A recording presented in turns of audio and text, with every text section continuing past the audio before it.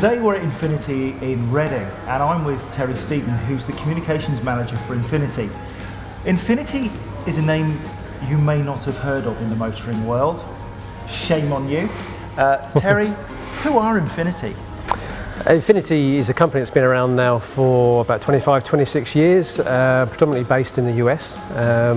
All the cars are currently produced from Japan, and our parent company is, well, I'm sure you all heard of, Nissan. But since 2008, they started to break out from the US, start to spread our wings, if you like, across the world. Came to Europe in 2008.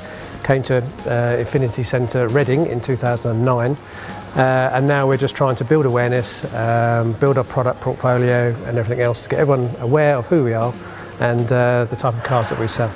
Okay. Now, I first met Infiniti when I went to the States about 6 or 7 years ago, and I remember seeing an FX50, which is just striking, and that's one of the things your cars have, is kind of personality. How would you describe your kind of core values for Infiniti? We're very much a premium brand car. We like to give, one of our core brands, if you like, is exclusivity, is customer relations. We hope we give you an experience which is different to anyone else can provide. If you look around the showroom here, for example, it's all more like a 5-star hotel than it is a car showroom. So we like to think we can provide the customer a much better experience from start to finish the way we look after our customers. That's the number one priority, I believe. But at the same time, the exclusivity is something which we wish to retain. Of course, we want to build our brand, want to build our portfolio and our product range, and obviously sell more cars. But at the same time, I think it's quite critical for us to know where we want to go to. We don't want to have a showroom in every single town centre. We don't want to have an Infiniti, if you like, parked on every single driveway. We want it to be on selective driveways. So when you own an Infiniti, you still feel you've bought something quite exclusive. You know, at the end of the day, these cars are not cheap. You know, you're spending £30,000 upwards. And I think it's important for the customer to feel that they have something special. They don't want to go down and you spend that amount of money and your next door neighbour's got the same car, the same colour. Part of our aim, if you like, is to still retain this exclusivity, but at the same time build a brand and keep it cool, I suppose, is one way to describe it. And cool is kind of where you're at, because there's a relationship that you have with Formula One, isn't there? Which the keen-eyed Formula One supporter might have spotted, but you're kind of big into Formula One, aren't you? Yeah, we are. And obviously, when we're taking the car outside of the US, we need a marketing platform to start with, if you like, which can sort of build awareness for us. And there's not many global marketing platforms that are as good as Formula One. Everyone will see the Red Bull racing car, the success they've had over the last few years, and you see Infiniti down the side. And yes, we are a car company. We're aware people have seen the sign, seen the name, but we have got a bit of a job to build the awareness that we are a car company. And this is what we're trying to do now, more and more.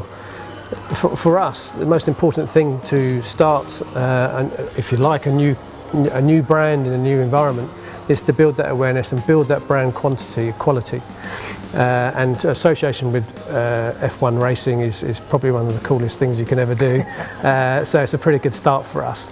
But moving on from that, we're not just using it as a marketing tool, we're also working very closely with what's now called Infiniti Red Bull Racing Team, so we can share our abilities, our technical knowledge, our suppliers, and information. It's not necessarily the component in the car will go into an F1 car because they're built for different purposes. But we can share technologies, we can share information, and sometimes they can share some of the working practices that they use. You know, if you can change a set of wheels and tyres in just over 2 seconds, I'm sure we can help speed up our manufacturing processes, or how quickly the car could be serviced. There's lots of things we can both benefit from the tie-up. And it's not only the relationship you have with Formula One which is important, you have a very close relationship with the former Formula One world champion Sebastian Vettel. Absolutely. Who has helped to design and develop the car that we see over your shoulder here. How important is it to have that close one-on-one relationship with somebody as well known as Sebastian Vettel? Well, I mean, who wouldn't want one of the best drivers in the world to test your cars and give you feedback of how it performs, and reacts when you're actually driving the car. The benefit of Sebastian Vettel really, if you imagine what he does with his F1 car, he can feed back very, very quickly what is wrong, what is right with the car, and knows what's wrong, and try and tell the engineers of what it needs to be changed and adjusted. That's the real true benefit of someone of that quality. Of course, our engineers will do that and develop our cars, but he brings a different aspect to it. And yes, he's our director of performance. He's working with our engineers when he gets the chance, of course, and feeds back information for us to then further develop our cars, and he hopefully then comes back and then tests whether we've achieved our goals, if you like. So a fantastic director of performance. Yeah. Absolutely. Now, what does the future hold for Infiniti? We know that there's a range of premium cars that you have in your range at the moment, but going forward, what are the plans? There's big plans for Infiniti. This is just the start of what you're seeing now. We've just started tiptoeing, if you like, into Europe with the Q50 we've just launched. First time we've got a 4-cylinder diesel engine in the lineup, so suddenly becoming more competitive on CO2 emissions, but still retaining a level of performance in our brand, which is important. So that's the first one. Next year it gets even more exciting. We've got a car called a Q30, which is a smaller car. This car is the first time we're producing a car actually in Europe, and even more than that, actually in Sunderland here in the UK. So fantastic news for us in the UK, and that's a smaller car designed for Europe, for European market. So that's the next step. And believe me, there's a lot more coming after that, which I'd love to show you and tell you, but my lips are sealed, so I can't tell you too much about that, but you will see that in the very near future. And I suppose the best way of people understanding what Infiniti is all about is really to come and see you, to come and have a conversation, to try the cars, get in them, because there's no substitute for actually getting in, meeting people and driving stuff. No, absolutely. I mean, you know, we like to think we're quite welcoming here. This whole idea is to be that. We'd love people to come and try our product because that's the key. And you know, come and enjoy the brand, because everyone who has done I'm aware of seems to come back with a big smile on the face, loving the product, loving the experience of having something which not everybody else has. And as long as you like people asking you questions of what's that car? Wow, that's amazing, is quite a very common thing that our customers do experience, and yeah, it'd be great for more people to come and try it. I could absolutely recommend that. Having driven an Infiniti for the last month, I cannot tell you how many admiring glances the car has got.